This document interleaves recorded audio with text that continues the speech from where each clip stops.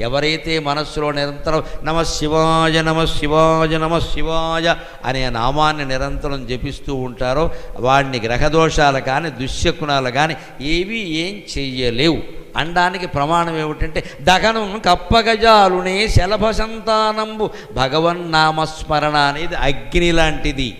ఈ దుశ్శకునాలు గ్రహదోషాలన్నీ మిడతల్లాంటివి. మిడత అగ్నిలో పడితే అగ్నికి నష్టమా మిడతకి నష్టమా? మిడతకే నష్టం. మన భగవన్నామస్మరణలో నిరంతరం ఉంటే దుశ్శకునాలు గ్రహదోషాలు అన్నీ ఆ నామస్మరణ అనే అగ్నిలో పడి మొత్తం మట్టి కొట్టుకుపోతాయి. మనం ఆలోచించాల్సిన పని లేదు ఇక్కడ.